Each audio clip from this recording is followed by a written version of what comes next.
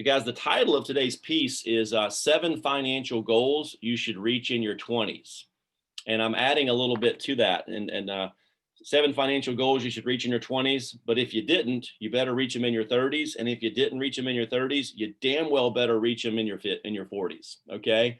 So building a solid foundation for building wealth. And I'm going to start off with an article, actually a little 2-minute video that I just saw last night. I was watching an NBA game. The NBA season started, and I heard Joe Smith mentioned. And I thought, man, I remember Joe Smith. He was one of my favorite players back, All-American, #1 pick in the NBA draft back in '95.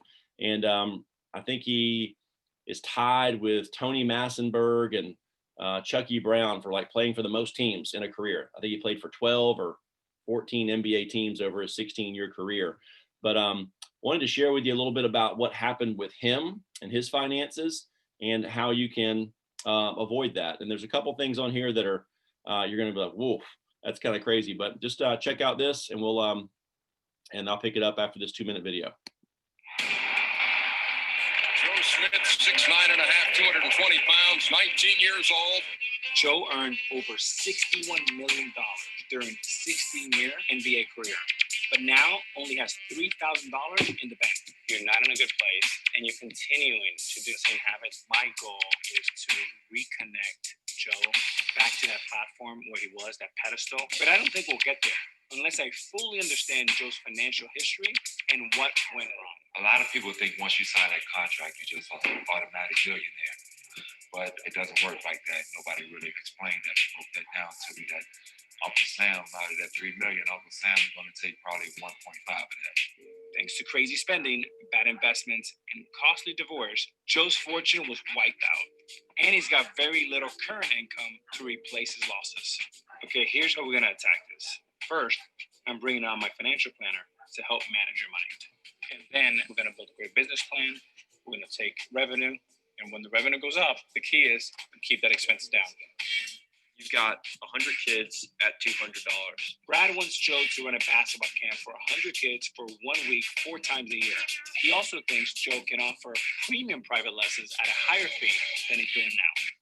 That's about $230,000 in revenue as a somewhat conservative starting point. If I can get Joe to execute this plan, he will be making 10 times more than he's making today, which means he can be out of debt in just a few years.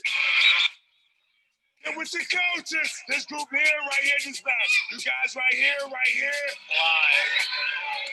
at the Joe Smith Academy. Kids are having a great time, a lot of smiles. By any measure, this camp is a big success. And now, for the first time, Joe sees there's a second career out there for him. He needs to take full advantage and continue to build his business. You have a vision of something, but this is beyond the vision that I even have. Y'all ready to run?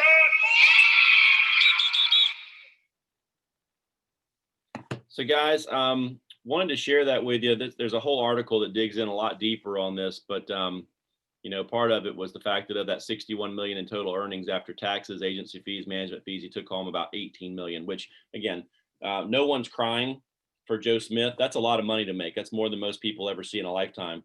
But he really got off track with his spending.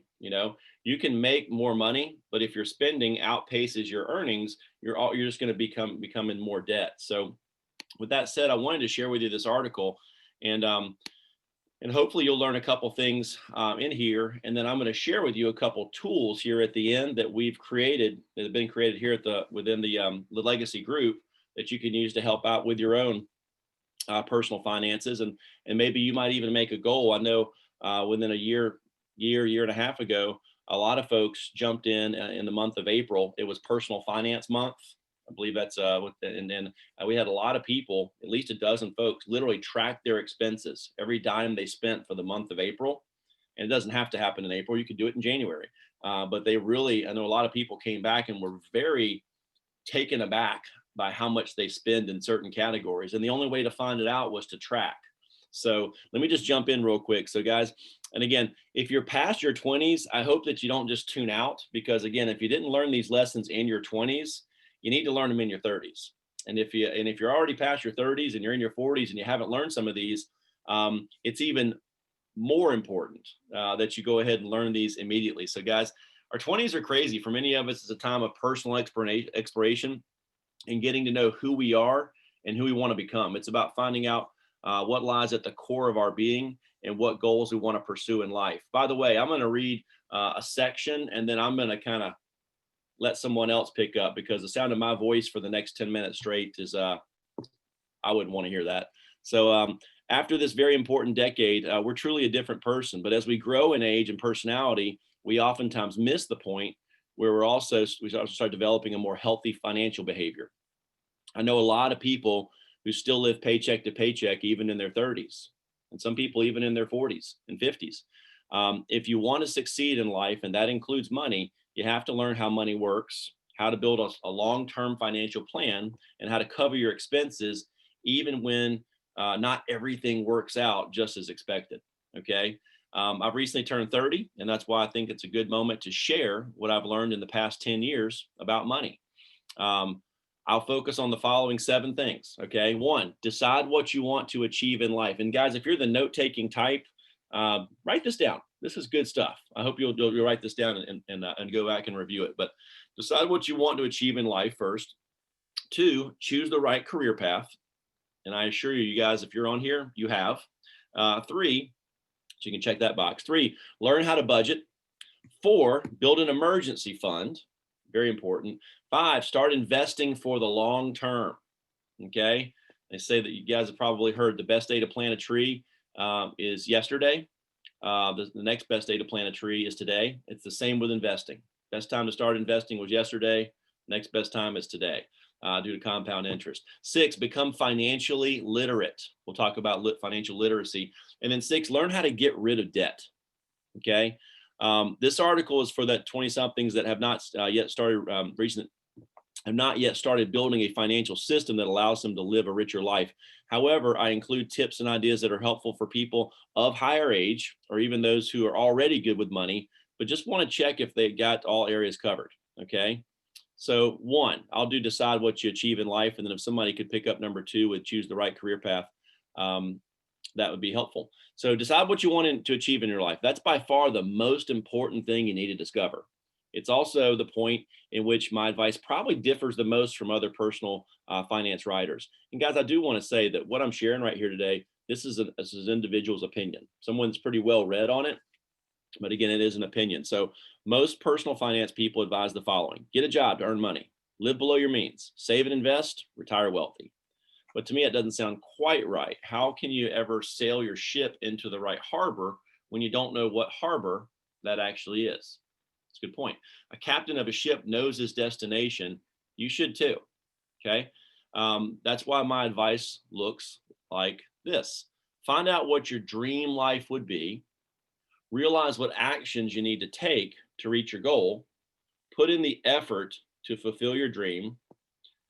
Save and invest in maintaining your desired lifestyle, and then retire wealthy and happy. Okay. See, in my opinion, you shouldn't build your life around your paycheck. You need to find work that allows you to live the life you want to have. Okay. And one with freedom, flexibility, residual income, that'll get it done for most folks. There are many people out there who never realize their full potential because they think their job is just an immutable thing. It doesn't mean everyone should strive to be a millionaire. Instead, it means that you need to learn what you want in life first. Then and only then can you decide how much work is needed and what kind of actions you need to take. If your dream is to travel the world, why should you wait until a later uncertain time when you can afford it somehow with your current job? It would be make way more sense to just find a way to live your life you want right now. A good idea would be to become a digital nomad and do something completely different. Maybe you want a specific car. Calculate what monthly income you need to have to be able to afford it, and then decide if your job will get you there. This advice is not that tangible compared to things like invest 10% of your monthly income, but it's by far the most important step to build a life worth living. Who can pick up with choose the right career path? I will. So choose the right career path. This goes along with finding out what you want in life, but it is also important to understand how and with whom we want to work. I deliberately didn't name this point, find a job that you love. For me, a job is something temporary.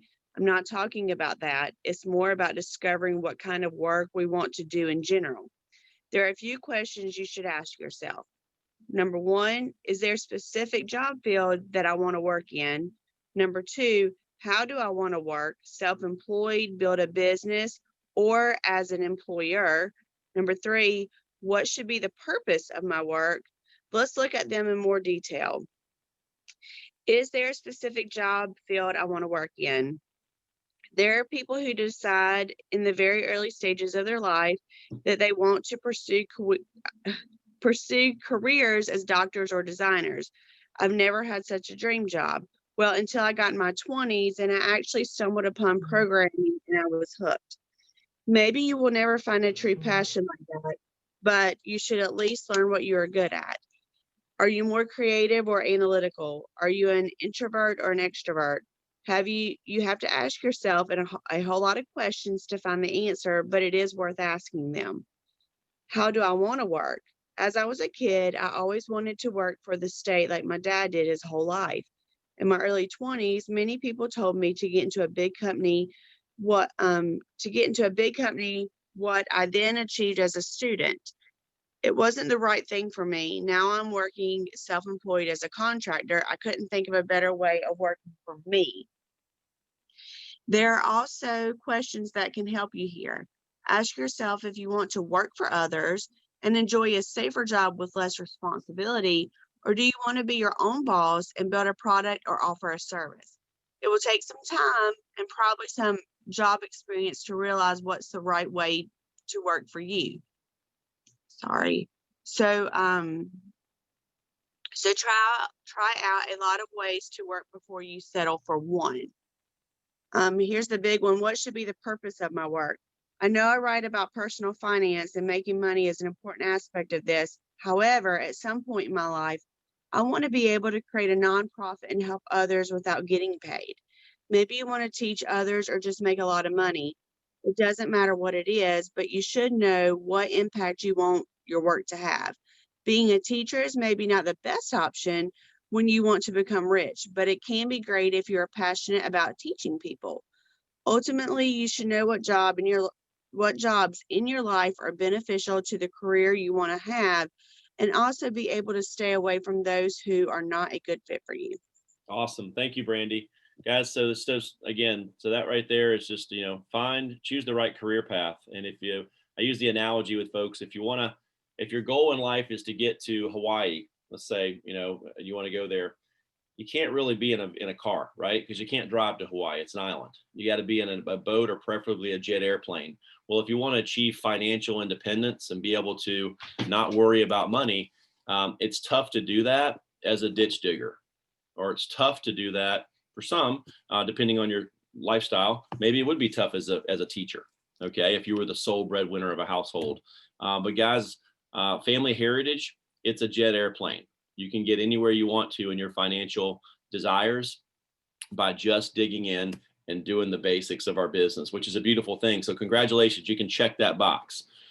Now here's where the rubber meets the road. Can somebody pick up with learn how to budget? Congrats, man. Just saw you go.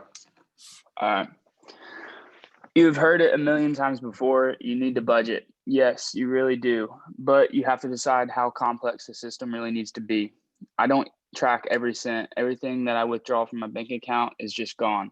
I don't care if I spend it on food or clothing. However, I still track my expenses on a weekly basis. I try to pay as much as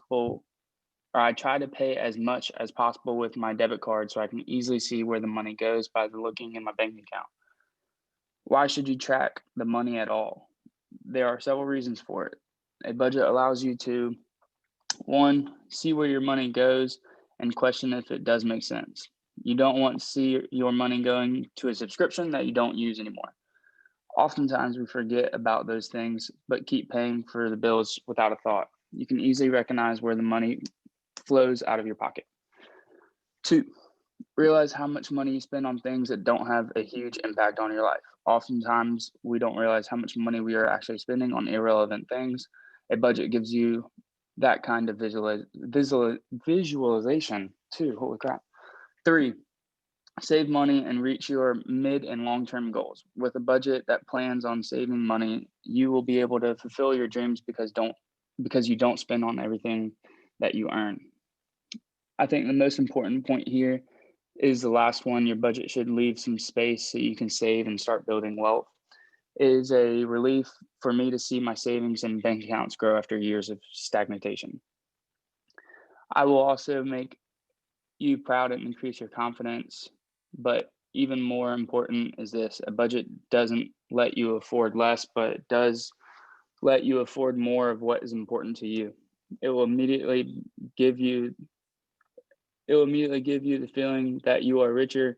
You spend and save on the things that you love, so you won't waste it on the things that you don't. A budget is important and it is a part of successful money management. So get used to it and try it out. Try out what works best for you. Thanks, Josiah. Appreciate it. Kyle. Kyle, you're muted if you're talking. There we go. Sorry about that. Let's start. Build an emergency fund. So that's probably a thing you have read before, and well, there is a reason for it. It's really important that you start saving money for bad times. I know, especially in our early 20s, we just think of the happy path.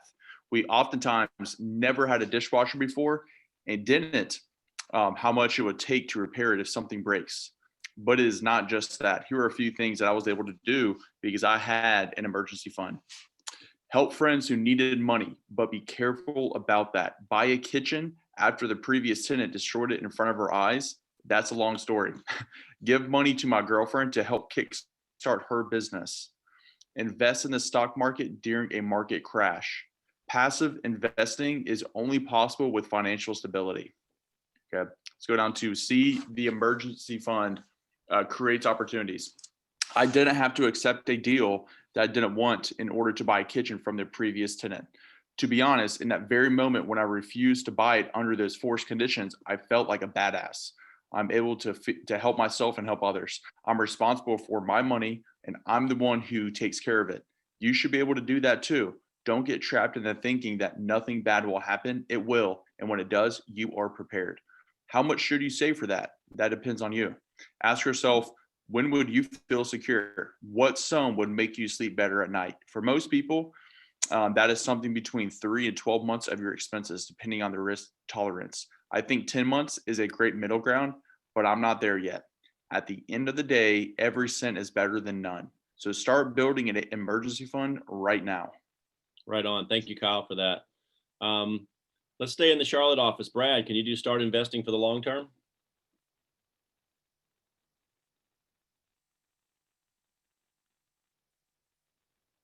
Anybody else want to pick up for Brad out of the Charlotte office? I can. I'll do it. Thanks.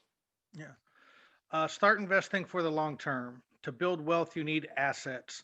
A savings account is not enough, as the return of money that you have there is tiny. What you need instead is money that works for you.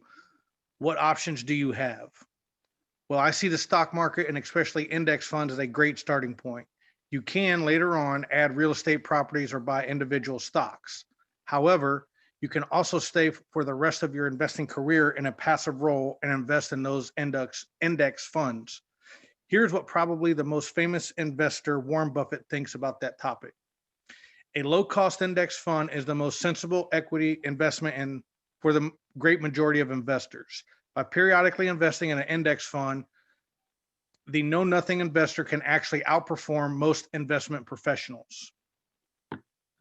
One thing I want to point is that it is not investing when you simply listen to the advice of a friend or a colleague. For many people, so many people try to beat the market with insider information they get out of magazines or even TV news. In my opinion, that's not a good idea. Better keep your hands away from trends and follow a long-term plan. That's, in general, a thing you need to learn. You should invest for the long term or long run. A savings plan helps a lot to remove emotions from your investments. Your emotions are your worst enemy when it comes to investing. Don't sell just because you heard from the newspaper that the next crash will be worse than what you've ever seen and all your money will be lost. That's very unlikely. Do your homework and try to keep emotions out of the decisions. Awesome. Thank you. Could somebody from the Raleigh office pick up with become financially literate?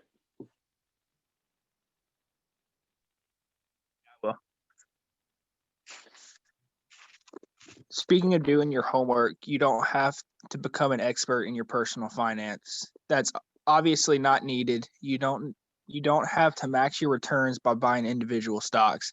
However, you should strive to reach something called financial literacy. That means you should gain knowledge in the whole personal finance area. There are many skills that are helpful when it comes to money. We've talked about many of them. However, there are others like negotiating or compound interest, handling credit cards, etc. Don't worry. You don't have to master all of them by failing miserably and learning from your mistakes. There are great books out there, and you should read at least a handful of them on these topics. Here's my list of recommendations for beginners. Number 1, The Richest Man in Babylon by George Clausen. Rich Dad, Poor Dad by Robert Kiyosaki. I will teach you. What? Kiyosaki. I will teach you to be rich. By Ramits. You can skip the author names if you want to. Get fooled by the name. It's a great book. The Cash Flow Quadrant and The Road to Financial Freedom. Again, you don't have to become an expert in this field, but you should know at least the basics or maybe a little more than that to become successful with money and in your life. Thanks, Chase. Appreciate it. Somebody in Wilmington learn to get out of debt or get rid of debt? I got you. Learn how to get rid of debt. Many of us have student loans that are a burden to our financial life, and well, we need to get rid of them. The best debt is the one you never make. If you have to, make sure that you don't have to carry it for too long. It's depressing. You shouldn't expect yourself to already have taken care of this in your 20s.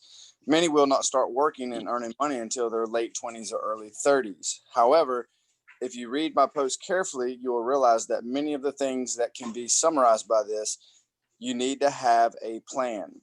The same is true for debt. You don't have to get rid of it in your 20s, but you should have a plan on how to get rid of them at all. Sorry, I messed up. You should have a plan on how to get rid of them at all. All right.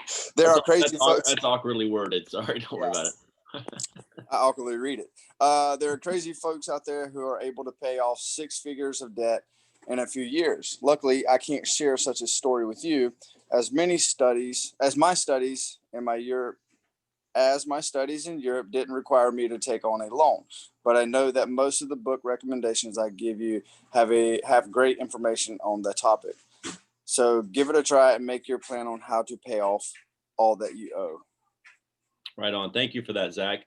Guys, that an example of that right there, getting out of a truckload of debt. I remember it's been probably 13, 14 years ago, but I hired a gentleman named Adrian Shabbat. He had had a couple summers with the Southwestern Summer Sales Program and had gone a different direction after that. He was a scientist, worked in a laboratory, and he had over $82,000 of student loan debt and credit card debt. When he came to work with us, he just was going backwards with his finances.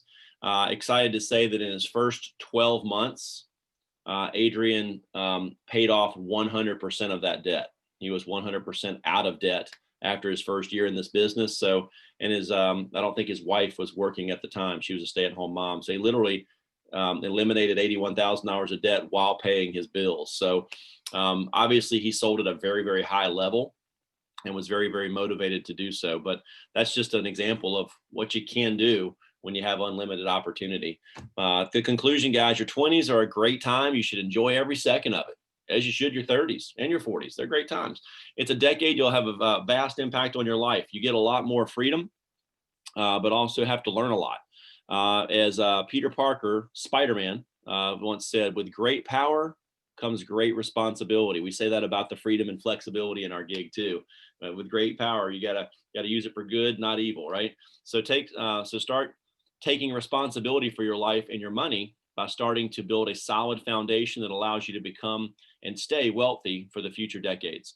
I hope you enjoyed this post, and I encourage you to rethink the way you treat money for better. Thanks for your time. So, guys, I'll scroll back here too real quickly if you didn't get those written down, but these are some great books. The Richest Man in Babylon. I believe I sent that out to at least a dozen of you that are on this call today, a year and a half ago.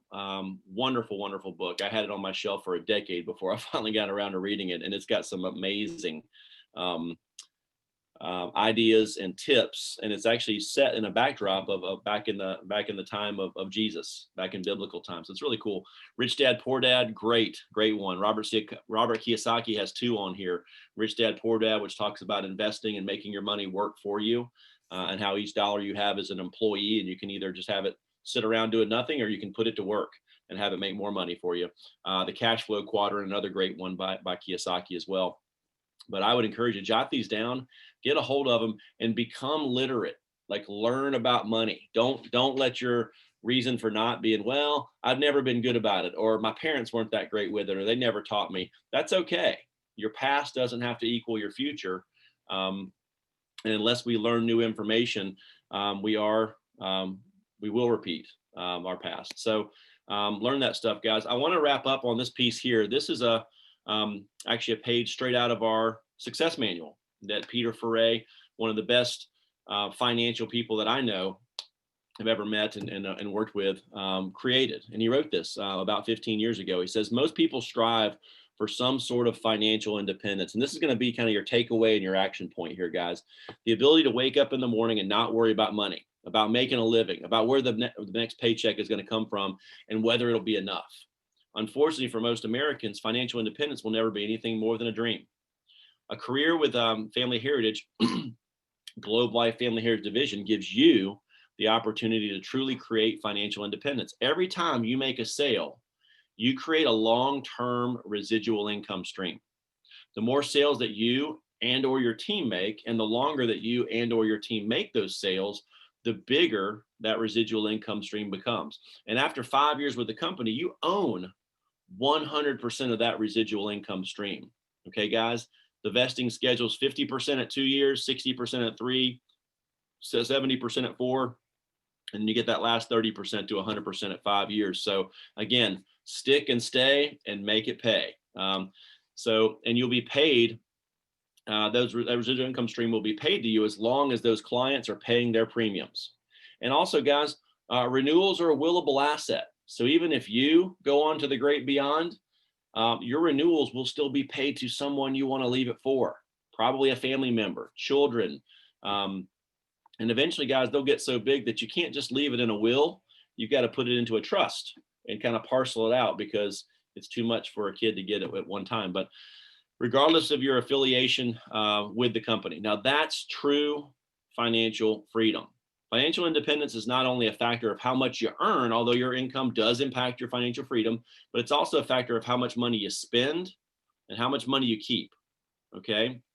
The Millionaire Next Door, if you're looking for another great book on finance, The Millionaire Next Door is a wonderful book that we encourage you to read. It's full of lessons and input directed towards how each of us can achieve that millionaire status. And guys, I'll pause here for a second to say, achieving millionaire status is something not that you may want to possibly, if everything goes right. It's something that you better have $1 million in net worth before you retire, so that you can live off 40 to 50 grand a year. That's the 4 to 5% rule, guys. That's about all you can afford to take out of the principal of an investment for it to replenish itself through interest annually. Okay, so in order to have 40 to 50 grand a year, you got to have $1 million sitting in the bank. Okay, fortunately, we have a business where you can create $1 million. You can create that through your residual income, which is very different than something most people have access to. One of the first steps in doing so is to create a budget, okay, and to understand and manage your expenses. In our business, that budget will help you set goals for exactly how much that you and or your team need to sell each week and each month to meet your financial needs. What's beautiful about our business is the fact that if you need to make more money, you can. Okay. You don't need to go and ask for a raise. All you need to do is work a little harder, work a little smarter, and work a little more effectively. Okay. We strongly encourage you to take some time to fill out the attached income needs worksheet. Okay. To help get a clear picture of what your monthly financial needs are. Okay. So what I was referencing at the beginning of the call. So you can then develop a clear plan to earn the income necessary to meet and exceed those financial needs. Feel free to meet with your manager for help or your agency owner in completing this tool. This is one of those tools that if you use it, will have a long-term dramatic impact on your income and earn the amount of that income that you keep. Okay, so guys, with this, I'll wrap up on this. Page 11 and page 12 of your success manual have a great template for you to keep up with this. We also do have this, and I will email it out this morning. We have this in an Excel format where you can actually just type it in and it will actually total everything for you. Guys, some of these things like mortgage or rent, you can just, you know what your mortgage or rent are. It's the same every single month. You can plug that in. You know what your insurance is. You know what your taxes are if you own, certain things like once you get down here with food, things like groceries, eating out, snacks and lunches, you'll need to track those for a month to really know what you spend. And guys, I'll tell you, when I first did this back in 2002 for a solid month, it blew me away how much I was spending on just popping in and getting little snacks. Okay. I would make my sandwich every day, but I'd always pop into a convenience store and buy a 20-ounce Mountain Dew and a bag of chips, about $2 to $3. You do that 20 to 22 days a week, all of a sudden that's 150, 170 bucks that you're just kind of wasting. And it was costing me time, extra money, and none of that stuff was good for me. It's full of salt and fat. When I realized that, it only made me go, okay, I need to shift gears and bring some water. And then I'll get a big bag of some kind of low fat chips. And I just made my own little individual small bags at the beginning of the week and kind of meal planned, if you will. So it also helped me get healthier. So having a budget had some nice side effects to it as well. On your automobile, you know what your payment is every month. You may not know how much gas you put in. You know what your taxes are. Those go down a little bit every year with it. But do you have a repair fund? Do you have replacement savings that you're putting back? You probably know what life insurance and medical insurance and your family heritage policies cost you every month. That's a fixed amount, okay? Your debts, if you have credit card debt, what's your monthly payment you're making towards that? Can you increase it? What would increasing it or doubling it, how much faster would that pay itself off and get you on the right side of compound interest versus being on the wrong side of it? Recreational activity, trips, babysitters, vacation savings, gym membership, clothing. That's a tough one because you don't spend the same amount on clothing every month. So figuring out what you spend over the course of a year and dividing it by 12 is a good way to figure that one out, because you want to save for it every month, not just spend it the 1 month that you buy a lot of clothes and then pay back a credit card for the next 7 or 8 months and pay twice as much because of interest. Medical, any educational fees, okay? And then again, there's some miscellaneous down here too. And then savings and giving back would be good. That's personal to you. Any investments, stocks, 401k, if you created an owner, an IRA, if you're doing a SEP, which would be a great self-employed pension IRA, any mutual funds that you invest in. Guys, once you figure all that out, you're going to have a total. And then if you're married or have a significant other that you split bills with, then you put in what's their net income for the month. And then what you're left with is what you have to make just to live life. Okay. And then if you've budgeted correctly, this has things like vacations in here. If you want to save $500 a month for a car, so that in a year from now, you've got $6,000 in cash that you can put a down payment on a nice $20,000 car and have a payment that's manageable at $325 or whatever that would lead to. So guys, hopefully that's been helpful for you. Any questions or any comments or anything before we put a bow on this one and wrap up our last Zoom call before Christmas 2020? And even if you don't have a question, if you have a comment, something that you picked up and learned, any comments at this point would be welcomed. I started trying to do this when I was doing my yearly goals. And like you said, it's amazing at how much money we just spend, like if we have lunch once or twice a week, or how quick that money on junk just adds up. It really does. It really does. When we track it and we see what we all have an idea of what we spend, but when we see what we really do, it can be very eye-opening. Thanks, Brandy. Anybody else? Yep, man, I love this because I remember my first few training wars, we always did this, really my first few years. We would do this income need spreadsheet, and then we would figure out on how much we needed to sell that train more to pay for all your bills for the entire month. And that was my goal. Every single train more, I would, my goal was to sell enough premium that would cash flow all my personal expenses for the entire month. And it was fun because that means all the other 3 weeks out of the month, it was just adding extra value to your life and upping your lifestyle. So I like doing this because you can just kind of break it down.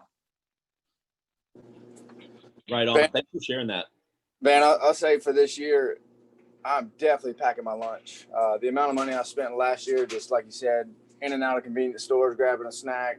Obviously, I don't mind whining and dining, folks that I'm training, but it can get out of hand. But biggest thing is setting up automated accounts. We started an Ally account to pay our taxes, and I think it's $50, $100 a week, whatever. Don't even miss it.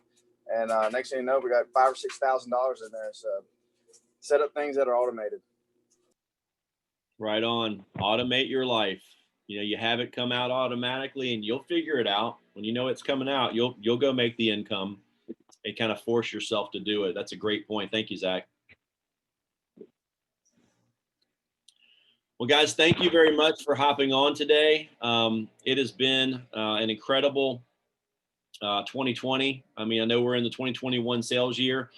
Just to be very clear, so we're not going to have a Zoom tomorrow on Christmas Eve. We're not going to have one on Friday on Christmas morning. We're going to kind of take that time off and enjoy a 4-day weekend. I know some of you guys are getting some things done tomorrow and getting some things done over the weekend, but we will be back on 4 out of 5 days next week. So we're on Monday, Tuesday, Wednesday, and Thursday. New Year's Eve is not really a national holiday like Christmas Eve is. So we'll be back on, and then probably not having a Friday morning Zoom next week either. And so the Friday morning Zoom will be kicking back in on Monday, the 4th, 5th, 6th, 7th. I believe that'll be Monday, the 8th. But other than that, everything else is going to be normal Monday through Thursday at 8 a.m. So thanks for being on, guys. Again, take a look at what you just set your goals for this quarter and for this week earlier in this week. Let's make sure, hey, if you've hit your goal and you're coasting a little bit, that's your thing. If you're not at your goal yet for this week, my gosh, move mountains today to get there, because starting off the new year by hitting your first week goal is key. And most of you goal set a little bit lower because you knew it was a 3 or a 4 day work week anyway. So let's start off by the year by feeling really good about ourselves going into Christmas. And then we'll come back and crush our 4-day week goal next week, and continue building on that momentum going into Train More 1, which is the third week, the week of January 4th. So guys, thanks for being on. God bless. Merry Christmas to all of you. Love working with you. Have a great day. Cheers.